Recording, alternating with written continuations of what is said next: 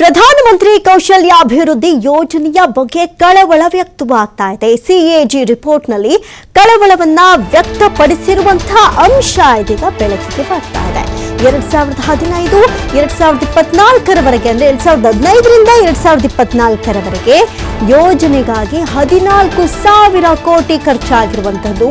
13,288 ಕೋಟಿ ಕೇಂದ್ರ ಬಿಡುಗಡೆ ಮಾಡಿದ್ದು ಬಳಕೆಯಾಗಿದ್ದು 10,194 ಕೋಟಿ. ಆದ್ರೆ ಈ ಹಣ ಫಲಾನುಭವಿಗಳಿಗೆ ತಲುಪೇ ಇಲ್ಲ ಎನ್ನುವಂತ ಅತಿ ದೊಡ್ಡ ಆರೋಪ ಕೇಳಿ ಬರ್ತಾ ಇದೆ. ನೋಡಿ, 2015ರಿಂದ 24 ವರ್ಷದವರೆಗೆ ಯೋಜನೆಗಾಗಿ 14,000 ಕೋಟಿಯನ್ನ ಖರ್ಚು ಮಾಡಲಾಗಿದೆ ಎನ್ನುವಂತ ಲೆಕ್ಕ ಇದೆ. ಇದರಲ್ಲಿ 13,288 ಕೋಟಿಯನ್ನ ಈಗಾಗಲೇ ಕೇಂದ್ರ ಬಿಡುಗಡೆ ಮಾಡಿದೆ. ಆದ್ರೆ ಬಳಕೆ ಆಗಿರೋದು ಕೇವಲ 10,194 ಕೋಟಿ. ಆದ್ರೆ ಈ ಹಣ ಈ ಫಲಾನುಭವಿಗಳು ಅಂದ್ರೆ ಕೌಶಲ್ಯಾಭಿವೃದ್ಧಿ ಯೋಜನೆ ಅಡಿಯಲ್ಲಿರುವಂತಹ ಫಲಾನುಭವಿಗಳಿಗೆ ತಲುಪೇ ಇಲ್ಲ ಎನ್ನುವಂತಹ ಆಪಾದನೆ ಕೇಳಿ ಬರ್ತಾ ಇದೆ. ಫಲಾನುಭವಿಗಳಿಗೆ ತಲುಪಿದ ಬಗ್ಗೆ ಕೇಂದ್ರದ ಬಳಿ ಯಾವುದೇ ದಾಖಲೆ ಇಲ್ಲ. ಕೇಂದ್ರ ಮಹಾ ಲೆಕ್ಕಪಾಲಕರ ವರದಿಯಲ್ಲಿ ಈ ಅಂಶ ಬೆಳಕಿಗೆ ಬಂದಿದೆ. ಇದು ಬಹಿರಂಗವಾಗಿದೆ. ಯುವಕರ ನಿರುದ್ಯೋಗ ಪ್ರಮಾಣ ಕಡಿತಕ್ಕಾಗಿ ಒಂದಷ್ಟು ಯೋಜನೆಗಳನ್ನ ಕೇಂದ್ರ ಆಗಾಗ್ಗೆ ಕೊಡ್ತಾ ಇರುತ್ತೆ. ಯಾರಿಗೂ ಕೂಡ ಈ ನಿರುದ್ಯೋಗದಿಂದ ಬದುಕಬಾರ್ದು ಅಂತ ಹೇಳಿ ಒಂದಷ್ಟು ಯೋಜನೆಗಳನ್ನ ಕೊಡುತ್ತೆ. ಆ ಯೋಜನೆಯ ಅಡಿಯಲ್ಲಿ ತರಬೇತಿಯ ಪಡೆದು ಅದರಿಂದ ಬದುಕನ್ನ ಕಟ್ಕೊಂಡಂಥವರು ಹಲವಾರು ಜನ ಇರ್ತಾರೆ. ಹಾಗಾಗಿ ಒಂದಷ್ಟು ಯೋಜನೆಗಳನ್ನ ಕೊಡುತ್ತೆ, ಯೋಜನೆಗಳಿಗೆ ಖರ್ಚು ಮಾಡುತ್ತೆ. ಅಂಥ ಯೋಜನೆಯ ಸಂದರ್ಭದಲ್ಲಿ ಎಲ್ಲಾ ಖರ್ಚುಗಳು ಕೂಡ ಕೇಂದ್ರವೇ ತನ್ನ ಹೊಣೆಗಾರಿಕೆಯಲ್ಲಿಡುತ್ತೆ. ಆದರೆ ರಿಲೀಸ್ ಆದಂತಹ ಹಣ ಮಾತ್ರ ಫಲಾನುಭವಿಗಳಿಗೂ ತಲುಪಿಲ್ಲ ಅನ್ನೋದು ಸದ್ಯಕ್ಕಿರುವಂತಹ ವಿಚಾರ. ಇದು ಬೆಳಕಿಗೆ ಬರ್ತಾ ಇದೆ. ವಿವಿಧ ಕೆಲಸಗಳ ಬಗ್ಗೆ ಸ್ಟೈಫಂಡ್ ಮೂಲಕ ತರಬೇತಿಯನ್ನ ನೀಡುವಂತಹ ಉದ್ದೇಶ ಇದು ಕೌಶಲ್ಯಾಭಿವೃದ್ಧಿ ಯೋಜನೆ. ಹಾಗಾಗಿ ತರಬೇತಿ ಪಡೆದವರಿಗೆ ಕೆಲಸವನ್ನ ಆರಂಭಿಸೋದಕ್ಕೆ ಸಾಲ ಸೌಲಭ್ಯವೂ ಕೂಡ ಇದರಲ್ಲೇ ಸೇರಿತ್ತು. ನೋಡಿ, ಯೋಜನೆ ಮಾತ್ರ ಕೊಟ್ಬಿಡೋದಲ್ಲ, ಜೊತೆಗೆ ತರಬೇತಿಯನ್ನ ಮಾತ್ರ ಕೊಟ್ಬಿಡೋದಲ್ಲ, ಆ ಒಂದು ಕೊಟ್ಟಂತ ತರಬೇತಿಗೆ ಅವರ ಒಂದಷ್ಟು ಡಾಕ್ಯುಮೆಂಟ್ಸ್ ಗಳನ್ನ ಪಡೆದು ಅವರ ಎಲಿಜಿಬಿಲಿಟಿಗಳನ್ನ ನೋಡಿಕೊಂಡು ಆ ಒಂದು ಕ್ರೈಟೀರಿಯಾಗಳ ಆಧಾರದ ಮೇಲೆ ತರಬೇತಿ ಪಡೆದವರಿಗೆ ಕೆಲಸವನ್ನ ಆರಂಭ ಮಾಡೋದಕ್ಕೆ ಸಾಲ ಸೌಲಭ್ಯವೂ ಕೂಡ ಕೇಂದ್ರವೇ ಕೊಡ್ತಾ ಇತ್ತು. ಆ ಒಂದು ದುಡ್ಡು ಕೂಡ ಇದೇ ಕೇಂದ್ರದ ಹಣದಲ್ಲಿ ಸೇರಿತ್ತು. ಆದ್ರೆ ಇದು ಸದ್ಯಕ್ಕೆ ತಲುಪಿಲ್ಲ ಅನ್ನೋದು ಯಕ್ಷ ಪ್ರಶ್ನೆ ಒಂದು ಕಡೆ. ಆದ್ರೆ ಒಟ್ಟು 1.36 ಕೋಟಿ ಜನರಿಗೆ ಈ ಒಂದು ಯೋಜನೆ ನೀಡಿದ್ದೀವಿ ಎನ್ನುವಂತ ಒಂದು ಕಡೆ ಲೆಕ್ಕ ಇದೆ. ಇದರಲ್ಲಿ 1.05 ಕೋಟಿ ಜನರಿಗೆ ತರಬೇತಿಯನ್ನ ನೀಡಿದ ದಾಖಲೆಗಳೇ ಇಲ್ಲ ಅನ್ನೋದು ಸದ್ಯಕ್ಕೆ ಈಗ ಆಘಾತಕ್ಕೆ ಎಡೆ ಮಾಡಿಕೊಟ್ಟಿರುವಂತಹ ಒಂದು ಅಂಕಿಅಂಶ ಆಗಿದೆ. ಸದ್ಯಕ್ಕೆ ಇದರ ಬಗ್ಗೆ ಡೀಟೇಲ್ ಆಗಿ ವರದಿಯನ್ನ ಕೇಳಲಾಗಿದೆ.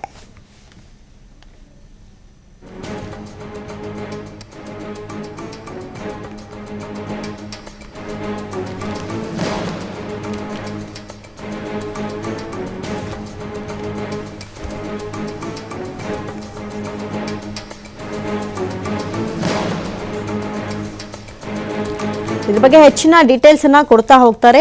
ಲೈವ್ ಅಲ್ಲಿ ಜಾಯಿನ್ ಆಗ್ತಾ ಇದ್ದಾರೆ ಶಿವಕುಮಾರ್ ಜೋಹಳಿ. ಶಿವಕುಮಾರ್, ಇನ್ನು ಗಮನಿಸೋದಾದ್ರೆ ಕೇಂದ್ರದಿಂದ ಹಲವಾರು ಯೋಜನೆಗಳನ್ನ ಕೊಡ್ತಾರೆ. ಅದರಲ್ಲಿ ಪ್ರಮುಖ ಯೋಜನೆಗಳಲ್ಲಿ ಕೌಶಲ್ಯ ಅಭಿವೃದ್ಧಿ ಯೋಜನೆ ಕೂಡ ಒಂದು. ಇದರಲ್ಲಿ ತರಬೇತಿ ಕೊಡೋದ್ರ ಜೊತೆಗೆ ಸಾಲ ಸೌಲಭ್ಯನೂ ಕೊಡುತ್ತೆ ಅನ್ನೋದು ಒಂದು ಮಾತು. ಆದ್ರೆ ಸದ್ಯಕ್ಕೆ ಇದು ರೀಚೇ ಆಗಿಲ್ಲ ಅಥವಾ ಈ ಅಂಕಿಅಂಶಗಳಲ್ಲಿ ಬಹಳಷ್ಟು ವ್ಯತ್ಯಾಸಗಳಾಗಿದೆ ಅನ್ನೋದ್ರ ಬಗ್ಗೆ ಡೀಟೇಲ್ಸ್ ಕೊಡೋದಾದ್ರೆ. ಅಮೃತ, ಕೇಂದ್ರ ಸರ್ಕಾರದ ಕೌಶಲ್ಯಾಭಿವೃದ್ಧಿ ಯೋಜನೆಯಲ್ಲಿ ಹಣದ ಲೆಕ್ಕ ಸಿಗ್ತಾ ಇಲ್ಲ ಅಂತೇಳಿ ಮಹಾಲೆಕ್ಕಪಾಲಕರ ವರದಿ ಈಗ ಕೊಟ್ಟಿದೆ. ಸೊ ಅದರಲ್ಲಿ 2015ರಲ್ಲಿ ಕೇಂದ್ರ ಸರ್ಕಾರ ಈ ಯೋಜನೆಯನ್ನ ಜಾರಿಗೆ ತರುತ್ತೆ. ಅಂದ್ರೆ ಸರ್ಕಾರ ಕೌಶಲ್ಯಾಭಿವೃದ್ಧಿ ಯೋಜನೆಯಲ್ಲಿ ಯಾರು ನಿರುದ್ಯೋಗಿ ಯುವಕರು ಇರ್ತಾರೆ, ಆ ನಿರುದ್ಯೋಗಿ ಯುವಕರಿಗೆ ಉದ್ಯೋಗವನ್ನ ಕೊಡಬೇಕು ಅನ್ನುವಂತ ನಿಟ್ಟಿನಲ್ಲಿ ಅವ್ರಿಗೆ ತರಬೇತಿಯನ್ನ ಕೊಡುವಂತ ಕಾರ್ಯಕ್ರಮ ಇದು. ಅಂದ್ರೆ ಟೈಲರಿಂಗ್ ತರಬೇತಿ ಇರ್ಬೋದು, ಈ ಕಾರ್ಪೆಂಟರ್ ತರಬೇತಿಗಳಿರ್ಬೋದು, ಅಥವಾ ಆಟಿಕೆ ಸಾಮಾನುಗಳನ್ನ ಮಾಡೋದು ಇರ್ಬೋದು, ಗೌಂಡಿ ಕೆಲಸವನ್ನ ಮಾಡೋದಕ್ಕೆ ಇರ್ಬೋದು. ಅಂದ್ರೆ ಈ ಕಾಂಟ್ರಾಕ್ಟ್ ವೃತ್ತಿ ಏನಿರುತ್ತೆ, ಗಾರೆ ಕೆಲಸವನ್ನ ಮಾಡೋದು ಅಥವಾ ಇನ್ನಿತರ ಕೆಲಸಗಳನ್ನ ಇದರಲ್ಲಿ ಮಾಡಬಹುದು. ಸೊ ಇಂಥ ಒಂದು ಯೋಜನೆಯ ಹಣಕ್ಕೆ ಸರಿಯಾದಂತ ದಾಖಲೆಗಳನ್ನ ಇಟ್ಟಿಲ್ಲ ಅನ್ನುವಂತಹ ವರದಿಯನ್ನ ಈಗ ಸಿಎಜಿ ರಿಪೋರ್ಟ್ ನಲ್ಲಿ ಉಲ್ಲೇಖವನ್ನ ಮಾಡಿದೆ. ಅದನ್ನ ಸಂಸತ್ನಲ್ಲೂ ಕೂಡ ಮಂಡನೆಯನ್ನ ಮಾಡಲಾಗಿದೆ. ಅಂದ್ರೆ ಇಷ್ಟು ದೊಡ್ಡ ಮಟ್ಟದ ಹಣ ಎಲ್ಲಿ ಹೋಯ್ತು? 2015ರಿಂದ 2024 ಸುಮಾರು 14,448 ಕೋಟಿ ರೂಪಾಯಿಗಳನ್ನ ಘೋಷಣೆ ಮಾಡಿತ್ತು. ಈ ಒಂದು ಕೌಶಲ್ಯಾಭಿವೃದ್ಧಿ ಕಾರ್ಯಕ್ರಮದ ಅಡಿ ನಿರುದ್ಯೋಗಿಗಳಿಗೆ ತರಬೇತಿಯನ್ನ ಕೊಡುವಂತದ್ದು, ಜೊತೆಗೆ ಅವರು ಸಹೋದ್ಯೋಗವನ್ನ ಮಾಡ್ಕೊಳ್ಳೋದಕ್ಕೆ ಅವಕಾಶವನ್ನ ಮಾಡಿಕೊಡುವಂತ ಕಾರ್ಯಕ್ರಮ ಇದು. ಇದಕ್ಕೆ 14,448 ಕೋಟಿಗಳನ್ನ ಘೋಷಣೆ ಮಾಡಲಾಗಿತ್ತು. ಅದರಲ್ಲಿ ಬಿಡುಗಡೆಯಾಗಿದ್ದು ಎಷ್ಟು? 13,228 ಕೋಟಿ ರೂಪಾಯಿಗಳನ್ನ ಕೇಂದ್ರ ಸರ್ಕಾರ ಬಿಡುಗಡೆ ಮಾಡುತ್ತೆ. ಆದ್ರೆ ಅದಕ್ಕೆ ಖರ್ಚಾಗಿರುವಂತಹ ಹಣ ಎಷ್ಟು? 10,194 ಕೋಟಿ ರೂಪಾಯಿಗಳನ್ನ ಖರ್ಚು ಮಾಡಲಾಗಿದೆ ಅನ್ನುವಂಥದ್ದನ್ನ ಉಲ್ಲೇಖ ಮಾಡಲಾಗಿದೆ. ಅಂದ್ರೆ ಖರ್ಚು ಮಾಡಿದ್ದೇವೆ ಅಂತೇಳಿ ಕೇಂದ್ರ ಸರ್ಕಾರ ಅದಕ್ಕೆ ಹೇಳ್ಕೊಳ್ಳುತ್ತೆ. ಆದ್ರೆ ಇದರಲ್ಲಿ 95% ಹಣವನ್ನ ಯಾರು ಫಲಾನುಭವಿಗಳಿಗೆ ಖರ್ಚು ಮಾಡಿದ್ದೇವೆ ಅಂತ ಹೇಳಿ ಹಣವನ್ನ ಯಾರು ಫಲಾನುಭವಿಗಳಿಗೆ ಖರ್ಚು ಮಾಡಿದ್ದೇವೆ ಅಂತ ಹೇಳಿ ಹೇಳ್ಕೊಳ್ಳಲಾಗಿದೆ. ಅವರ ಸರಿಯಾದಂಥ ದಾಖಲೆಗಳನ್ನು ವ್ಯವಸ್ಥಿತವಾಗಿ ಇಟ್ಟಿಲ್ಲ ಅನ್ನುವಂತಹ ಆರೋಪವನ್ನು ಅಲ್ಲಿ ಉಲ್ಲೇಖವನ್ನು ಮಾಡಲಾಗಿದೆ.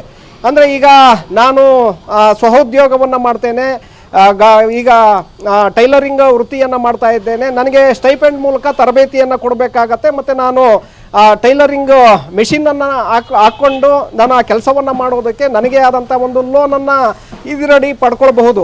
ಸೊ ನಾನು ಒಬ್ಬ ಫಲಾನುಭವಿ, ಆದರೆ ನನ್ನ ಸರಿಯಾದಂಥ ದಾಖಲೆಗಳನ್ನೇ ಅಲ್ಲಿ ಇಟ್ಟಿಲ್ಲ ಅನ್ನುವಂತಹ ಆರೋಪವನ್ನು CAG ರಿಪೋರ್ಟು ಉಲ್ಲೇಖವನ್ನು ಮಾಡಿದೆ.